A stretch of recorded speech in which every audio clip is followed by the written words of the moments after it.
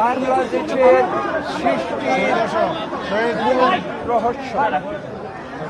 আপনারা জানেন 26শে মার্চের কালো রাতে যখন পাক হানাদার বাহিনী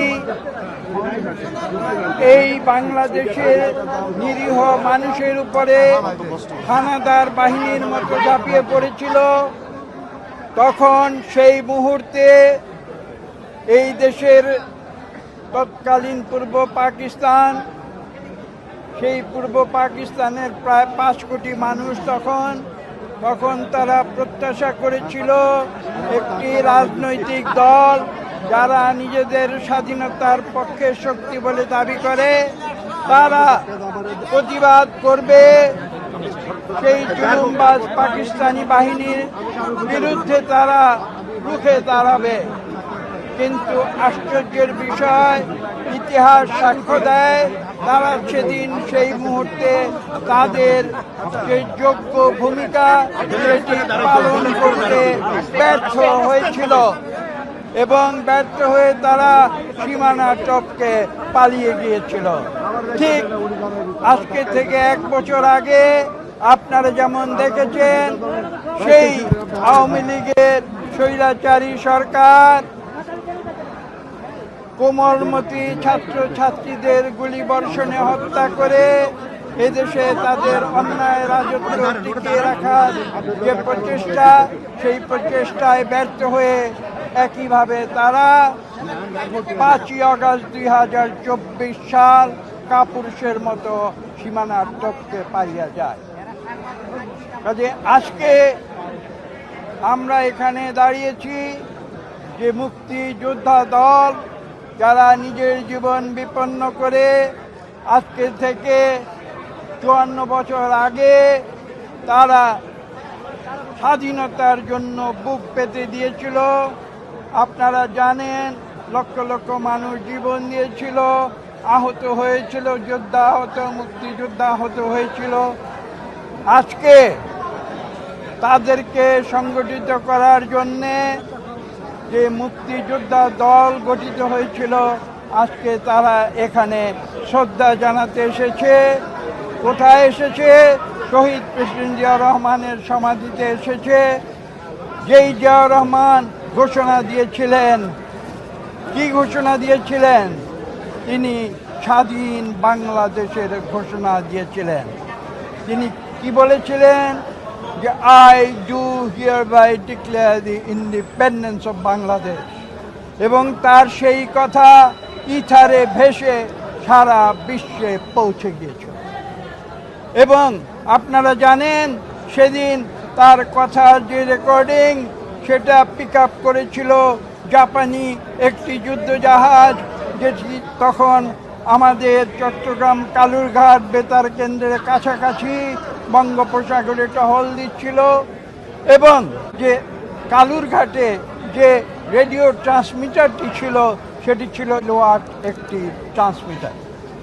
পরবর্তীতে আপনার সেটা বিবিসি পিক আপ করেছিল এবং পরবর্তীতে সেই বিদেশের স্বাধীনতার যে বার্তা, সেই বার্তা বিশ্ববাসী জানতে পারে। মনে করে আমাদের স্পষ্ট ভাষায় বলে দিতে হবে, স্বাধীনতার জন্য যারা যুদ্ধ করেছে, যারা জীবন দিয়েছে এবং যার স্বাধীনতা ঘোষণার আহ্বানে তারা সমস্ত বাধা বিপত্তি ত্যাগ করে নিজের জীবন যৌবনের মায়া ত্যাগ করে মুক্তিযুদ্ধে ঝাঁপিয়ে পড়েছিল, সেই মুক্তিযোদ্ধারা হচ্ছে বাংলাদেশের শ্রেষ্ঠ সন্তান। এবং আজকে সেই কথা স্মরণ করিয়ে দেওয়ার জন্য, সেই কথা আমরা তাদের প্রতি শ্রদ্ধা জানানোর জন্য আজকে এখানে এসেছি। মুক্তিযোদ্ধা দলের পক্ষ হয়ে এখানে শহীদ প্রেসিডেন্ট জিয়াউর রহমানের প্রতি শ্রদ্ধা জানানোর জন্য, যিনি শুধু স্বাধীনতার ঘোষণা দেননি, আপনারা জানেন তিনি স্বাধীনতার মুক্তিযুদ্ধের যে সর্বোচ্চ সম্মান বীর উত্তম, সেই বীর উত্তম উপাধিতে বাংলাদেশের মানুষ তাকে ভূষিত করেছিল। এবং 75-এ একদলীয় শাসনের পরে পুনরায় সিপাহী জনতার বিপ্লবের মাধ্যমে এই দেশের মানুষ পুনরায় শহীদ প্রেসিডেন্ট জিয়া রহমানকে আহ্বান জানিয়েছিল এই দেশ পরিচালনার দায়িত্বভার গ্রহণ করার জন্যে। এবং তার পরবর্তী মাত্র 3.5 বছরে আপনারা দেখেছেন বাংলাদেশের সেই যে বাস্কেট কেস, বাংলাদেশের চিত্র সম্পূর্ণ পরিবর্তিত করে বাংলাদেশকে একটি সাকসেস কেস হিসাবে সারা বিশ্বে তিনি পৌঁছে দিয়েছেন। আজকে আমরা সেই নেতার প্রতি আমরা শ্রদ্ধা জানাই, স্বাধীনতার ঘোষকের প্রতি আমরা শ্রদ্ধা জানাই। ভাই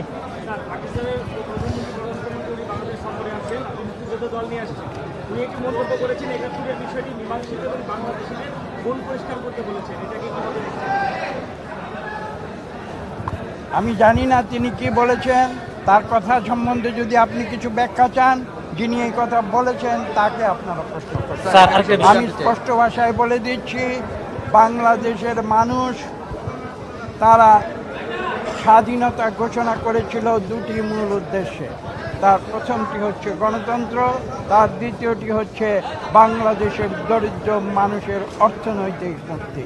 কাজে আমরা সেই উদ্দেশ্যে কাজ করে যাচ্ছি শহীদ প্রেসিডেন্ট জিয়া রহমানের নীতি অনুসরণ করে। তৎপরবর্তীতে দেশনেত্রী বেগম খালেদা জিয়ার যে প্রদর্শিত আপোষহীন রাজনীতি, সেই রাজনীতি অনুসরণ করে এবং সর্বশেষ আমাদের ভারপ্রাপ্ত চেয়ারম্যান লন্ডন থেকে বিগত প্রায় 1 দশক ধরে যেভাবে বাংলাদেশ থেকে আওয়ামী স্বৈরাচার উৎখাতের জন্যে আমাদেরকে দিক নির্দেশনা দিয়েছেন। আমরা জীবন দিয়েছি, মামলা মোকদ্দমা খেয়েছি, গুম হয়েছি, খুন হয়েছে আওয়ামী লীগের অত্যাচারে।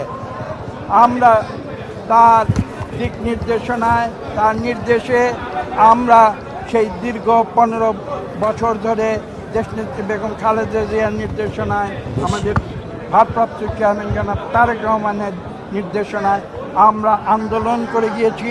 যে আন্দোলন আজকে থেকে 1 বছর আগে তার চূড়ান্ত পর্যায়ে ছাত্র জনতা যখন সেই আন্দোলনে যোগ দেয়, তাদের বৈষম্য বিরোধী আন্দোলন এক পর্যায়ে গিয়ে এই দেশ থেকে স্বৈরাচার অপসারণ, হাসিনা বিদায় আন্দোলনের রূপ নেয়, যার চূড়ান্ত পরিণতি হয়েছিল 5ই আগস্ট। আমি একটু আগে বলেছি, স্বৈরাচারী সরকার পালিয়ে যেতে বাধ্য হয়েছিল।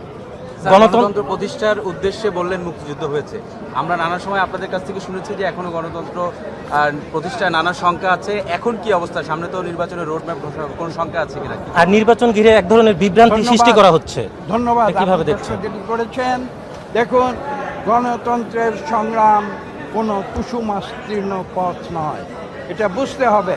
এটা শুধু বাংলাদেশের বেলায় নয়, সারা বিশ্বের গণতন্ত্রকামী মানুষের ইতিহাস আপনারা পর্যালোচনা করে দেখুন। আমি কয়েকদিন আগে বলেছি একটি সভায় যে 5000 বছর আগে থেকে মানুষের এই মুক্তির আন্দোলন শুরু হয়েছে। কাজেই কোনো ইতিহাসে আছে, কোনো বই পুস্তকে আছে, হতে পারে সেটা হয়তো কোনো ইতিহাসের অংশ, হয়তো সেটা কোনো ইতিহাসের অংশ না হয়েও মানুষের যে বিশ্বাস, সেই বিশ্বাসের অংশ হতে পারে। কিন্তু বিশ্বাসটি কিন্তু স্থির, নিশ্চিত এবং এক। সেটা হচ্ছে কি, মানুষের মুক্তি চায়, মানুষের অধিকার প্রতিষ্ঠা চায়, মানুষের যে মৌলিক অধিকার সেটি প্রতিষ্ঠিত হতে হবে। এবং আধুনিক যুগে আপনি যে প্রশ্নটি করেছেন, সেই অধিকার কিন্তু আবর্তিত হয়েছে গণতন্ত্রকে ঘিরে। কেননা গণতন্ত্র এমন একটি শাসন ব্যবস্থা যেখানে কোনো দেশের মানুষের একদম তৃণমূল পর্যায়ের মতামতকেও গুরুত্ব দিয়ে থাকে। আর কোনো পৃথিবীতে অনেক রকমের শাসন ব্যবস্থা আছে, কিন্তু গণতন্ত্র সম্বন্ধে যে কথাটি বলা হয়, আমি সেটা আপনাদের উদ্দেশ্যে পুনরাবৃত্তি করব। সেটা বলা হয় যে democracy may be bad but other systems are worse. অর্থাৎ আরও অনেক সিস্টেম আছে, ডেমোক্রেসির কিছু সমস্যা আছে, আমরা জানি, সেগুলোকে আমরা সংশোধন করার চেষ্টা করি। কিন্তু পৃথিবীতে দেশ শাসন করার আর যে সমস্ত পদ্ধতি আছে, সে সমস্ত পদ্ধতি আরও অনেক খারাপ। কাজে আমরা বাংলাদেশের মানুষ গণতন্ত্রের পক্ষে রায় দিয়েছি এবং সেই গণতন্ত্রকে বাস্তবায়ন করার জন্য দ্বিতীয় প্রশ্নের উত্তর একই সঙ্গে দিয়ে দিচ্ছি। সেই গণতন্ত্রকে বাস্তবায়ন করার জন্য, প্রতিষ্ঠা করার জন্য একটি মাত্র অস্ত্র রয়েছে, সেটা শেখ হাসিনার বন্দুকের গুলি নয়, সেটা হচ্ছে ভোটের অস্ত্র। একটি সুষ্ঠু নিরপেক্ষ ভোটের মাধ্যমেই কেবল বাংলাদেশের মানুষ তারা গণতন্ত্র ফিরে পেতে পারে। তারা তাদের ইচ্ছামতো 300 প্রতিনিধি নির্বাচিত করবে, এবং এটা বুঝতে হবে এই প্রতিনিধিরা কিন্তু কোনো চিরস্থায়ী বন্দোবস্তে আসতে পারবে না। তারা একটি নির্দিষ্ট সময়ের জন্য আসবে। তারা যদি ভালো কাজ করে, তারা যদি খারাপ কাজ করে, 5 বছর পরে তাদের আবার জনগণের কাছে পরীক্ষা দিতে হবে এবং সেই পরীক্ষায় উত্তীর্ণ হতে হবে। যদি তারা ভালো কাজ করে, হয়তো জনগণ তাদের আবার সেই ক্ষমতা তাদের দিতে পারে ভোটের মাধ্যমে। যদি তারা খারাপ কাজ করে, তাহলে জনগণ তাদের প্রত্যাখ্যান করবে পরবর্তী নির্বাচনে। এটাই হচ্ছে গণতন্ত্রের শক্তি। কাজে আজকে আমাদের বুঝতে হবে যে এই গণতান্ত্রিক পন্থাকে আমাদের বাংলাদেশে প্রাতিষ্ঠানিক রূপ দিতে হবে। সর্বশেষ বলছি, আপনি যে প্রশ্নটি করেছেন, আমি প্রথমেই বলেছি গণতন্ত্রের পথ কুসুমাস্তীর্ণ নয়। কাজেই এটা মানুষের সংগ্রাম, এটা একটি চিরন্তন সংগ্রাম। এবং এই দেশে যে আমি মাঝে মাঝে যেটা বলি, সুর এবং অসুরের যে লড়াই, অর্থাৎ যারা স্বৈরাচারী, যারা ক্ষমতা লোভী, তারা বারবার চায় মানুষের উপরে তাদের কর্তৃত্ব বজায় করে, মানুষকে জুলুম অত্যাচার করে, লুটপাট করে তারা তাদের প্রভাব বিস্তার করতে চায়। কিন্তু বাংলাদেশের মানুষ কখনো এটা হতে দেয় না, কখনো দেয় না।